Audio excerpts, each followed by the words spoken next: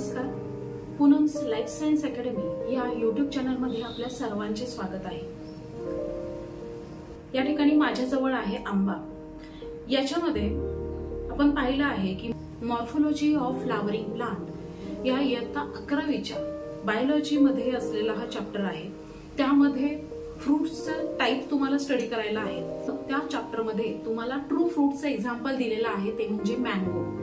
तसे त्याच्यामध्ये अजूनही एक्झाम्पल आहेत, ते आपण नंतर बघणार आहोत. परंतु ह्या मँगो विषयी जे क्वेश्चन विचारले जातात ते पर्टिक्युलरली त्याच्यातला कोणता पार्ट हा एडिबल आहे आणि त्याला कोणती बायोलॉजिकल टर्म आपण यूज करतो हे सगळ्यात महत्वाचं आहे. तर आधी सगळ्यात पहिल्यांदा समजून घ्या की हा मँगो हे आहे एक फ्रूट. मराठीमध्ये आपण याला आंबा म्हणतो, इंग्रजीमध्ये त्याला आपण मँगो म्हणतो आणि बॉटॅनिकल नेम आहे मँजिफेरा इंडिका. या पूर्वीच्या व्हिडिओमध्ये देखील तुम्हाला मी याविषयी माहिती सांगितलेली आहे की याचं नाव कसं तयार झालेलं आहे आणि याची सीडलिंग कसं तयार होतं किंवा त्याच्या सीडलिंग मध्ये जे यंग लीव्स आहेत त्याचा कलर हा कॉपर असेल किंवा रेड कलरचा किंवा डार्क पर्पल कलरचा कसा तयार होतो, त्याचे रिझन काय आहेत आणि ते मॅक्झिमम कोणत्या कंडिशन मध्ये प्रोड्यूस होतात याविषयी डिटेल इन्फॉर्मेशन आधीच्या व्हिडिओमध्ये दिलेली आहे. तर तो व्हिडिओ देखील तुम्ही पाहून घ्या. या ठिकाणी आंब्याचं जे सायंटिफिक नेम आहे, बॉटॅनिकल नेम आहे मँजिफेरा इंडिका. मँजिफेरिन नावाचं जे पॉलिफेनॉल्स आहे याचं प्रमाण आंब्यामध्ये सर्वात जास्त प्रमाणात आहे आणि त्यामुळे याला मँजिफेरा हे जीनसचं नाव दिलेलं आहे. आणि इंडिका ही आहे त्याचं स्पीसीजचं नेम. भारतामध्ये वाढणारं हे झाड आहे आणि त्यावरून त्याला इंडिका हे स्पीसीजचं नाव दिलेलं आहे. त्यामुळे आंब्याचं सायंटिफिक नेम झालेलं आहे मँजिफेरा इंडिका. या ठिकाणी आपण जे बघणार आहोत की ह्या फ्रूटचा टाइप्स याच्यामध्ये तुम्हाला मँगोचा स्टडी झालेला आहे. तर ट्रू फ्रूट्स मध्ये आपण याचं एक्झाम्पल पाहिलेलं आहे. तर ट्रू फ्रूट म्हणजे काय आहे तर लक्षात घ्या की जे फ्रूट एका ओव्हरीपासून तयार झालेलं आहे. ट्रू फ्रूटची जर डेफिनेशन आपण सांगायचं झालं तर it is a mature fertilised ovary. Mature fertilised ovary याला आपण फ्रूट म्हणतो. म्हणजे पोस्ट फर्टिलायझेशन इव्हेंट मध्ये ह्या एंटायर ओव्हरीचं कन्व्हर्जन हे फ्रूट मध्ये होतं आणि त्याला आपण म्हणतो ट्रू फ्रूट्स. रिअलिटी मध्ये पाहिलेलं फ्रूट. आता जसे मग ट्रू फ्रूट आहेत तर फॉल्स फ्रूट पण आहेत की त्यामध्ये एक्झाम्पल बघतो आपण ऍपल, सफरचंद. आपण खाण्यासाठी जो पार्ट आपण वापरतो तो ओव्हरीचा पार्ट नाहीये तर तो थॅलामसचा पार्ट आहे. फॉल्स फ्रूट विषयी जर तुम्हाला अधिक माहिती हवी असेल तर तसे कॉमेंट करून सांगा. या व्हिडिओमध्ये आपण ट्रू फ्रूट वरती बघणार आहोत आणि एक्झाम्पल आपण घेतलेलं आहे मँगो. तर याच्यामध्ये फ्रूटची जी वॉल आहे, फ्रूटमध्ये एक तर सीड प्रेझेंट आहे आणि त्याच्यात फ्रूटचे वेगवेगळे पार्ट आहेत की फ्रूटचं जे वॉल आहे किंवा कुठल्याही पार्टचं कुठल्याही गोष्टीला एक कव्हरिंग असतं. तर फ्रूटचं जे कव्हरिंग आहे त्याला आपण फ्रूट वॉल असं म्हणतो. फ्रूट वॉलला कार्प ही टर्म वापरली जाते.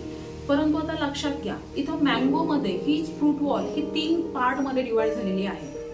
तर त्याच्यामध्ये आउटर वॉल आहे त्याला आपण म्हणतो एक्टोकार्प.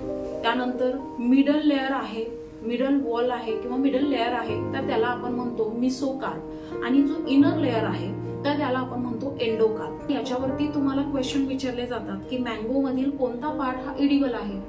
तर आपल्याला माहिती आहे आपण गर खातोय, त्याच्यातील पल्प आपण वापरतो. परंतु बॉटॅनिकल टर्म मध्ये आपण जो खाण्यासाठी पार्ट वापरतो त्याला आपण नक्की काय म्हणतो हे आपल्याला समजून घ्यायचे. तर इथे माझ्याकडे मँगो आहे आणि त्यातील इथं काही सीड पण ठेवलेले आहेत. त्याची माहिती मी तुम्हाला नंतर सांगते. आधी आपण ह्याचं कटिंग करूया कारण आपल्याला त्याच्यातील पार्ट पाहिजे आहेत की त्याला आपण काय म्हणतोय ते. हा जो पार्ट आहे बघा इथं देठ होता. ऍक्च्युअल मध्ये इथं जे फ्लावर होतं, फ्लावरचं पेडिसेल, देठ, स्टॉक ऑफ फ्लावर त्याला आपण पेडिसेल म्हणतो. तेच आहे ते नंतर मॅच्युअर झाल्यामुळे थिक झालेलं आहे. इथला जो त्याचा स्टॉक आहे तो कट झालेला आहे. तर मी याचं कटिंग करताना आधी वरचा पार्ट हा रिमूव्ह करते.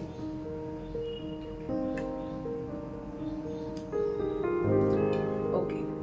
आणि हा आंबा मी उभा कापते. मला त्याच्यातील खोईपर्यंत जायचंय.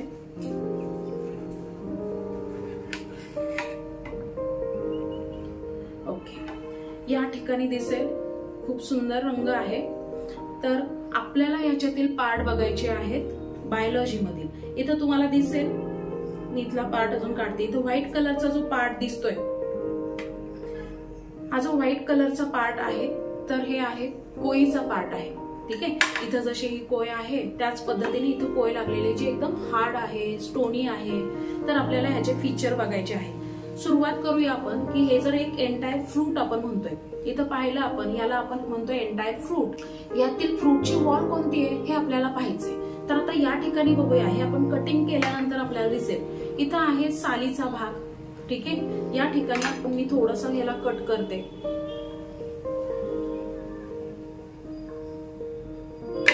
ओके, इथं दिसेल तुम्हाला हा जो सालीचा भाग आहे तर हा आउटर मोस्ट लेअर आहे, आउटर मोस्ट कव्हरिंग आहे या आंब्याचं. त्याच्यामुळे आणि फ्रूटची जी वॉल आहे त्याला आपण कार्पा ही टर्म वापरतो. आणि ही जर बाहेरचा लेअर असेल तर याला आपण म्हणणार आहे एक्टोकार्प. म्हणजे आंब्याची जी साल आहे याला आपण बायोलॉजी मध्ये म्हणतो एक्टोकार्प. ठीक आहे, त्याच्यानंतर आतमध्ये आपण बघतोय हा जो पल्प आहे, या ठिकाणी तुम्हाला पल्प रिमूव्ह केलेला दिसेल. ही जर साल आपण बाजूला केली तर आतमध्ये सगळा राहतोय तो पल्प. ठीक आहे, त्याचे क्यूब आपण बाहेर काढू शकतो.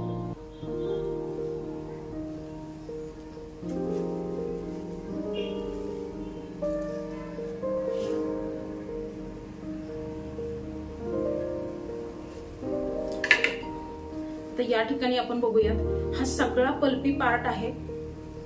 हे एवढा थिकनेस तुम्हाला दिसतोय, हा जो थिकनेस तुम्हाला दिसतोय हा सगळा पल्प आहे, जो सालीवरती आंब्याची जी साल आहे त्याला आपण एक्टोकार्प म्हणलं. एक्टोकार्पच्या वरती एकदम थिक असा फ्लेशी लेअर आहे आणि याला आपण पल्प म्हणतोय. आणि हा पल्प म्हणजे ह्या फ्रूट वॉलचा मिडल लेअर आहे. इथं दिसतंय तुम्हाला एकदम सॉफ्ट आहे, पल्पी आहे. त्याचाच वापर आपण खाण्यासाठी करतो. आपण असंही खाऊ शकतो किंवा त्याचा रस वगैरे बनवू शकतो किंवा वेगवेगळ्या रेसिपी आपण बनवू शकतो. तर बायोलॉजी मध्ये याच पल्पला आपण म्हणतो मिसोकार्प. मिडल लेअर आहे, फ्रूट वॉलचा हा मिडल लेअर आहे. त्यानंतर तर या ठिकाणी तुम्हाला दिसेल हा जो हार्ड आणि स्टोनी पार्ट आहे, कोळीचा पार्ट. इथे तुम्हाला कोय दिसते, तीच कोय इथं आहे, एकदम हार्ड आहे, स्टोनी आहे, कडक आहे. तर हा आहे फ्रूट वॉलचा इनर लेअर, ज्याला आपण एंडोकार्प असं म्हणतो, जे एकदम हार्ड आहे. लक्षात घ्या. मग आता आपल्याला हे 3 रिजन तर कळले. या ठिकाणी आपल्याला फ्रूट वॉल त्याच्यातले पार्ट तर आपल्याला कळले. पहिला पार्ट आपण पाहिला, जी साल आहे त्याला आपण एक्टोकार्प म्हणतो. जो मिडल लेअर जो आहे, जो फ्लेशी पार्ट आहे, ज्याला आपण गर म्हणतोय किंवा याला आपण पल्प म्हणतो, तर तो पार्ट आहे मिसोकार्पचा, जो इडिबल पर्पज साठी वापरतोय. आणि आतला जो आहे तो हार्ड आणि स्टोनी पार्ट आहे, त्याला आपण एंडोकार्प असं म्हणतोय. तर मला सांगा, याच्यातील कोणता पार्ट हा आपण इडिबल पर्पज साठी वापरतो? बघा, आपण या ठिकाणी जो मिसोकार्पचा पार्ट आहे तो इडिबल पर्पज साठी वापरला जातो. हे मँगोच्या केसमध्ये आहे. परंतु इतर प्लांट्स मध्ये किंवा इतर फ्रुट्स मध्ये हे वेगवेगळे पार्ट पाहायला मिळतात. आपण पुढे देखील एक्झाम्पल बघणार आहोत. जसं तुम्हाला कोकोनटचं एक्झाम्पल आहे, त्याच्यासाठी डिटेल व्हिडिओ तुम्हाला तयार केला जाईल. तर या ठिकाणी लक्षात घ्या की मँगो मधील जो पल्प आहे, जो मिसोकार्प आहे, त्याचा वापर हा इडिबल पर्पज साठी केला जातो. या ठिकाणी ही कोय आहे, तिला आपण खात नाही, त्याचं हे कव्हरिंग आहे, त्याला आपण वापरत नाही खाण्यासाठी. साल आहे, ती देखील आपण गायांना टाकू शकतो किंवा शेळी खाते किंवा काही मँगोच्या साली आपण देखील खातो. परंतु जास्त प्रमाणात आपण त्याचा वापर करत नाही. आपण जास्त वापर करतो ह्या पल्पचा, ज्याला आपण मिसोकार्प म्हणतोय. त्यामुळे लक्षात घ्या, मँगो मधला इडिबल पार्ट आहे हा मिसोकार्प, ज्याला आपण गर म्हणतोय. तर याच्यावरती तुम्हाला क्वेश्चन विचारले जातात. रिअल मध्ये कोणत्या फ्रूट मधला कोणता पार्ट हा एडिबल आहे, त्याचं नेचर कसं आहे, याच्यावर तुम्हाला क्वेश्चन विचारतात. तर इथला हा पार्ट आपला कम्प्लीट झालेला आहे. तुम्हाला हा व्हिडिओ कसा वाटला ते कॉमेंट करून सांगा. मी सांगत असलेली माहिती जर तुम्हाला आवडत असेल तर चॅनेलला सबस्क्राईब करा आणि इतरांनाही शेअर करा. लवकरच भेटू एका नवीन व्हिडिओमध्ये. तोपर्यंत हा पल्प खात राहा.